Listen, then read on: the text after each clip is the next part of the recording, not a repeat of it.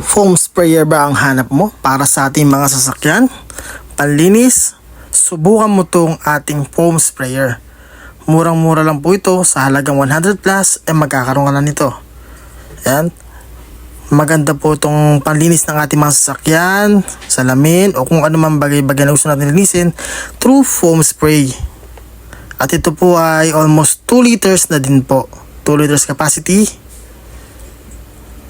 Very convenient gamitin at madali lang, ipapump lang po nyo. So try na po natin. Maglalagay po tayo dito ng sabon. Ang gamit ko pala dito ay yung ating Guapo Ultra Foaming Soap. Konti lang lagyan nating tubig, sabon, tapos punuin natin ng tubig.